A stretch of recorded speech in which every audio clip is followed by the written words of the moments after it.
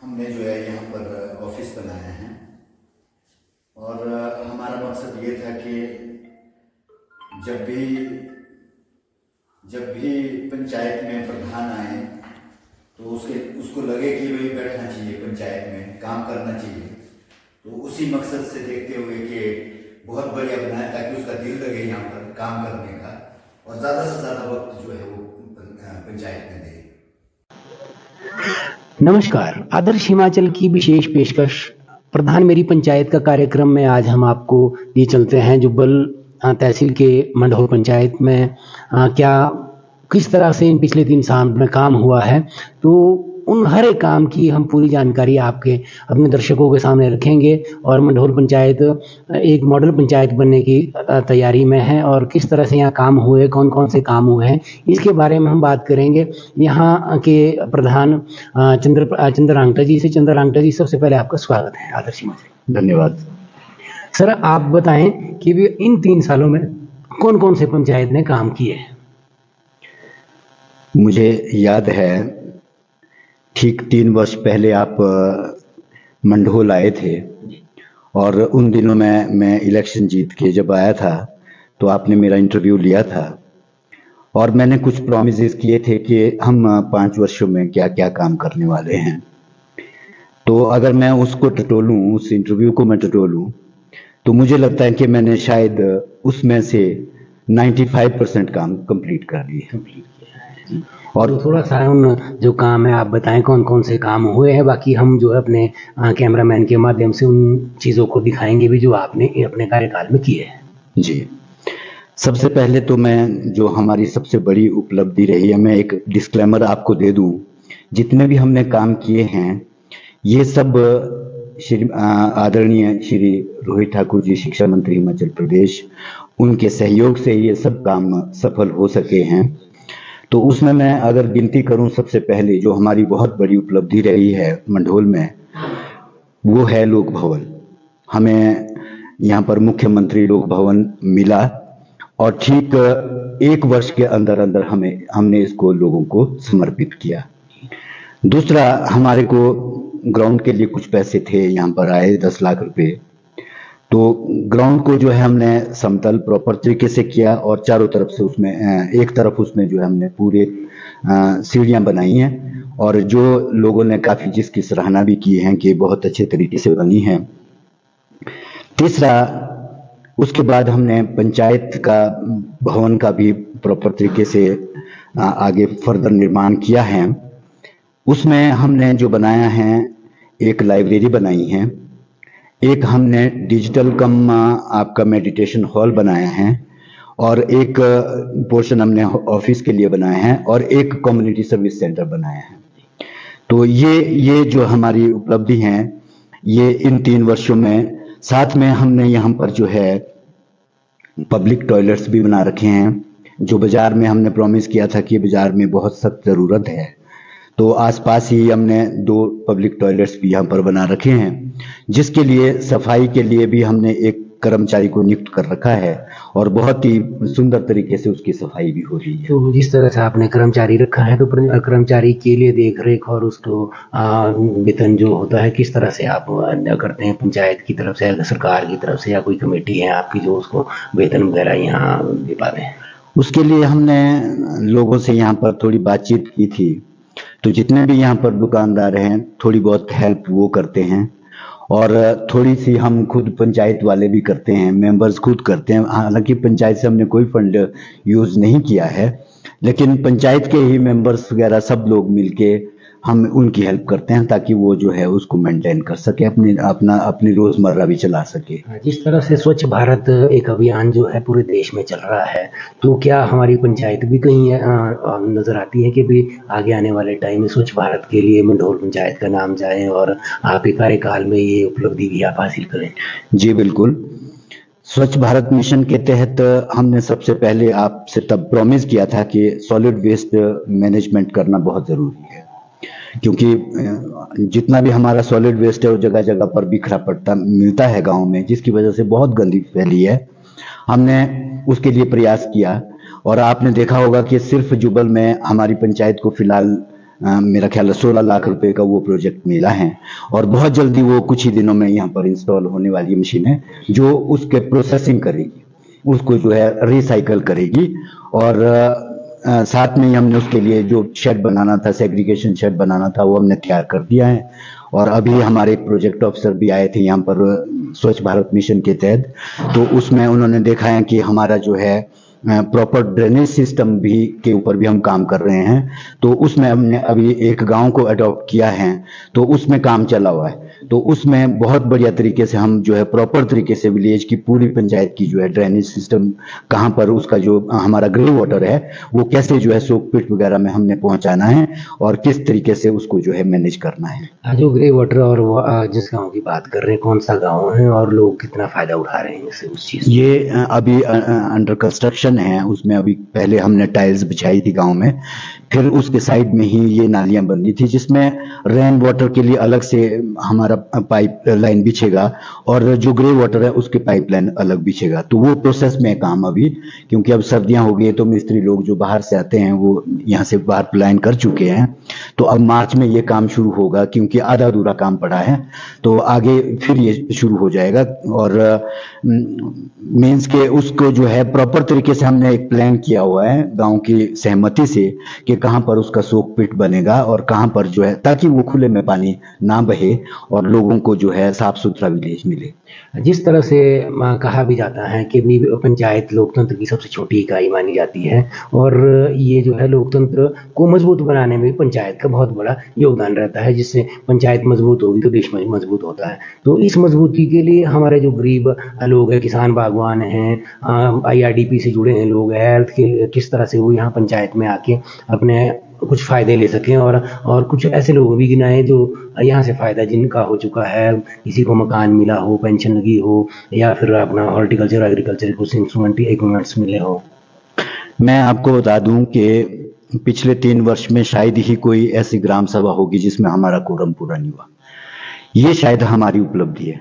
इसका मतलब है कि लोग हमारे ऊपर विश्वास कर रहे हैं कि हम हर एक आदमी तक पहुंचना चाहते हैं।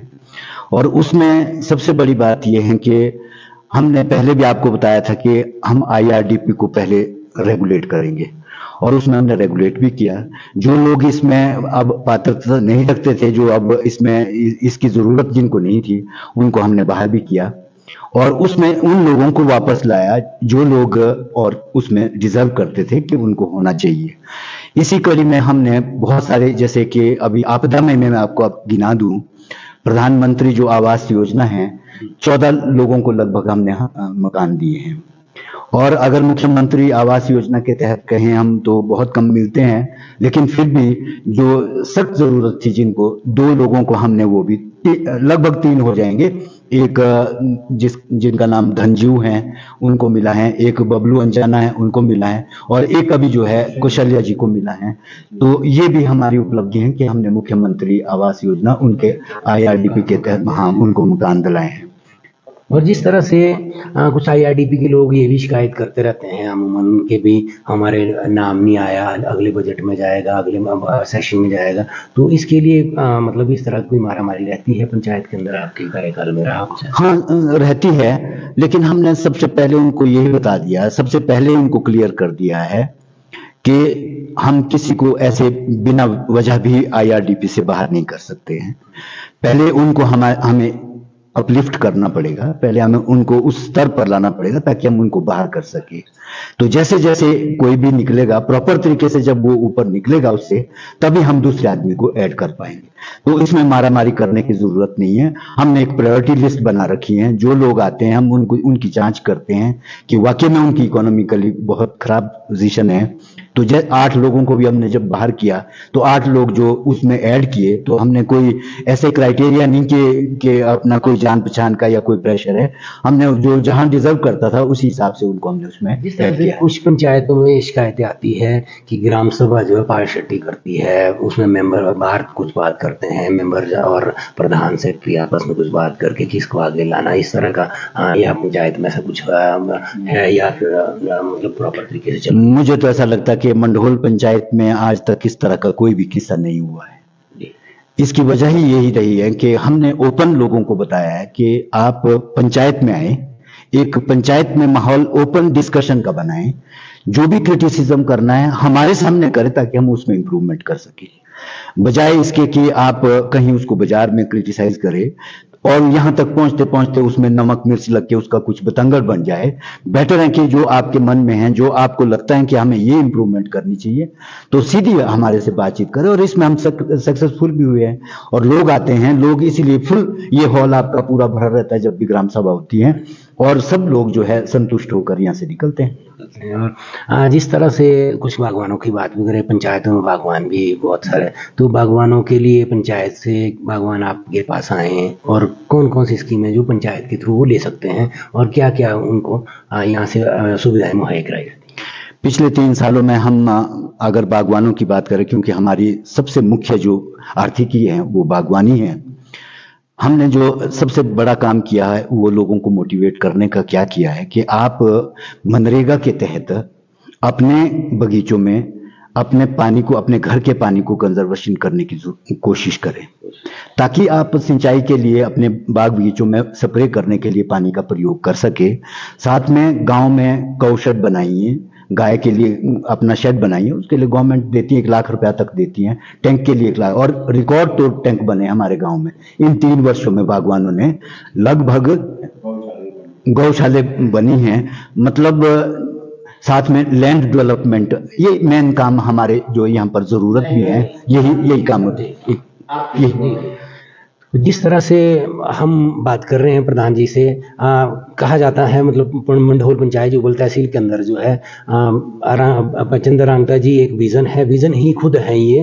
तो हम कुछ चीज़ें जो इन्होंने की है तो अपने दर्शकों को और मंढोल पंचायत जुब्बल पंचायत के कुछ लोगों को हम अपने चैनल के माध्यम दिखाना भी चाहेंगे, तो आइए चलते हैं।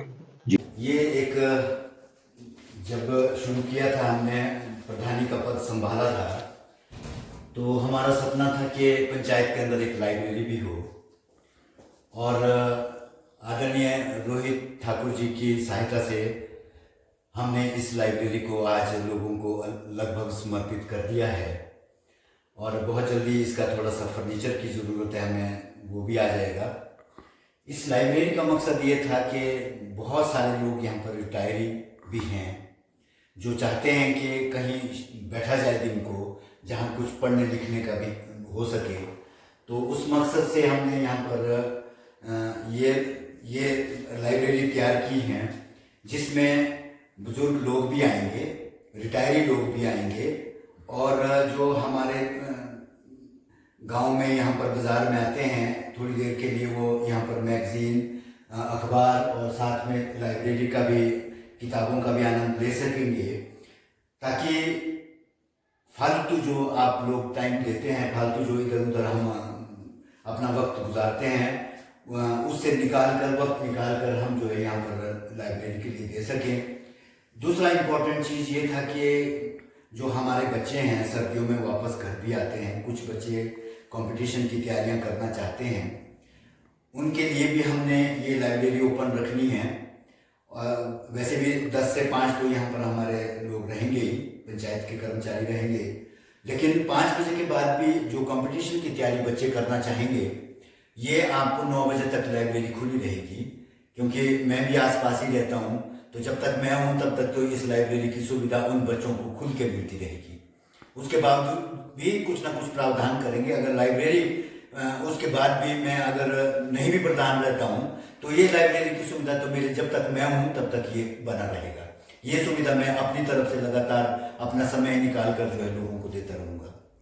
आने का मकसद था कि हम यहाँ पर देखते थे कि लोग कुछ अपना एक मेडिटेशन करना चाहते हैं, कुछ अपने धार्मिक कुछ इस तरह के आयोजन करना चाहते हैं, तो कहीं ऐसी जगह नहीं थी जहाँ पर वो बैठ सकें। तो ये बार बार आग्रह लोगों की तरफ से आता था, तो उसी को ध्यान में रखते हुए मैंने एक इस तरह का हमने एक पंचायत में सोचा कि क्यों ना हम पंचायत के अंदर एक छत के अंदर जो है एक ऐसा मेडिटेशन हॉल कम डिजिटल हो। जैसे फॉर एग्जांपल बागवानी के क्षेत्र में बहुत काम हो रहे हैं, तो यहाँ पर कई बार हमारे साइंटिस्ट आते हैं, वो अपनी प्रेजेंटेशन देते हैं, तो उनको उसको ध्यान में रखते हुए फिर उनको बहुत सारा काम लाना पड़ता है। उसके लिए हमने एक इंटरेक्टिव पैनल यहाँ पर स्थापित किया है। और ये इंटरेक्टिव पैनल में सारी सुविधाएं, आप इसको ब्लैक बोर्ड के रूप में भी काम कर सकते हैं। आप इसमें सारा अपना, अगर हमारी पंचायत की कैश बुक आपने भरनी तो आप यहाँ पर भर सकते हैं। अब ऑनलाइन जो हमने मेंटेन कर दिया उसको हम यहाँ पर भर सकते हैं। और साथ में जितने भी ऑनलाइन कोई प्रोग्राम है, फॉर एग्जाम्पल कभी मुख्यमंत्री का कोई प्रोग्राम हमें लोगों को दिखाना है तो हम यहीं पर बैठ के दिखा सकते हैं। तो ये सारी सुविधाएं यहाँ पर अवेलेबल रहेगी। मेडिटेशन का किसी का यहाँ पर कोई पेन ड्राइव लगा के अपना दिखाना चाहता है और लोगों से यहाँ पर मेडिटेशन करवाना चाहते हैं तो वो भी सुविधा यहाँ पर अवेलेबल रहेगी। और साथ में आपने देखा होगा कि इसी छत के नीचे यहाँ पर एक कम्युनिटी सर्विस सेंटर भी है, जिसमें हम लोगों को सुविधाएं दे देंगे। आधार कार्ड, पैन कार्ड, साथ में एक आदमी को रोजगार भी मिलेगा। और साथ में जो है यहाँ पर सभी तरह के कागज, आपके पर्चा है, पैन कार्ड है, आधार कार्ड है, इस तरह के नंबर ऑफ काम है जो इसके अंदर, इस छत के अंदर जो है किए जा सकते हैं।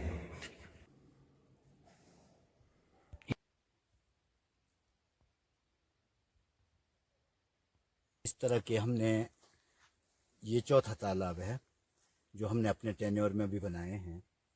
और ये अमृत सरोवर के नाम से बने थे, जो एक स्कीम थी। और इसमें देखिए आप, इतना सूखा पड़ने के बावजूद भी खूब पानी है। और इनके रिजल्ट ये आने शुरू हो गए कि लोअर जो हमारा एरिया है वहाँ पर जितने भी हमारे पानी के जो सोर्स थे, जो सूखने वाले थे, सूख गए थे, वो दोबारा वापस चार्ज हो गए हैं। तो ये बहुत ही, मतलब इस क्षेत्र में भी हम बहुत ही बढ़ चढ़ कर काम कर रहे हैं। और आगे आने वाले दिनों में भी इसी तरह के तालाब हमने आइडेंटिफाई किए हुए जगह, वहाँ पर भी अगले 2 सालों में हम बहुत बढ़िया तरीके से इसी तरह से बनाएंगे। और इसके आसपास के एरिया को हम डेवलप करने की कोशिश करेंगे।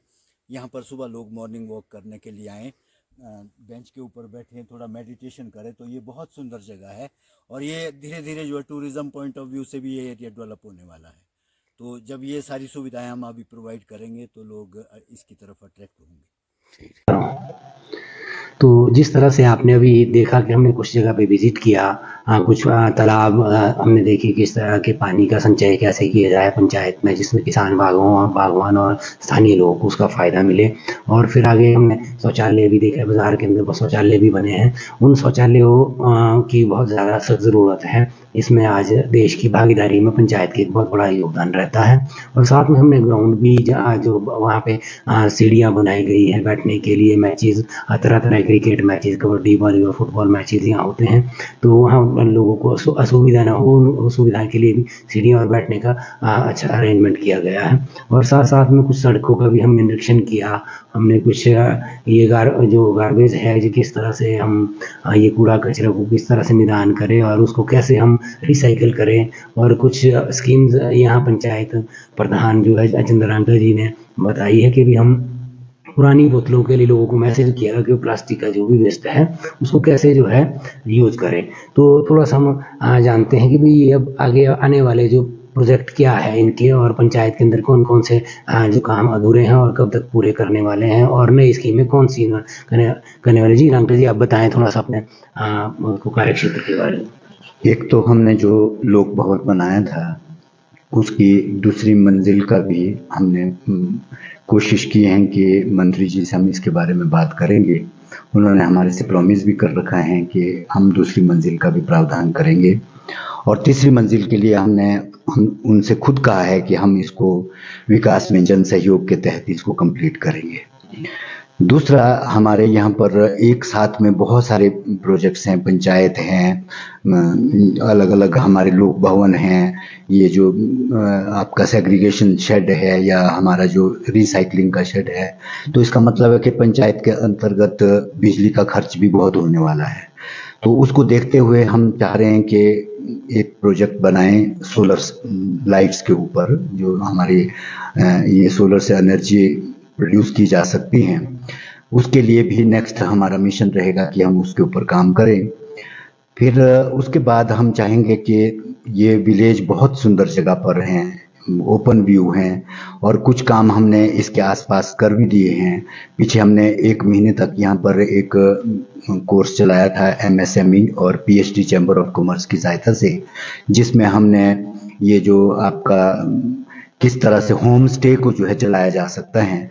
तो उसमें 15 एक एप्लीकेशंस हमारे पास बच्चों की आई है कि हमारे को आप इसमें रजिस्टर करिए ताकि हम होम स्टे चला सके। तो जब ये सुविधाएं गांव में हो जाएगी तो हमारा एक और मकसद है कि हम अपने विलेज को इको टूरिज्म के तहत भी इसके अंतर्गत लाने की पूरी कोशिश रहेगी। हाँ जी, तो ये सारी चीज़ें हमने जानी हैं प्रधान जी से। तो आगे हम एक बार फिर मिलेंगे इनका कार्यकाल पूरा होने पर, फिर से एक बार आदर्श हिमाचल आपको मंढोर पंचायत की तरफ लेके आएगा। तो तब तक के लिए बने रहिए आदर्श हिमाचल के साथ एक और नई प्रधान से बातचीत करने के लिए। धन्यवाद। जय हिंद, जय हिमाचल।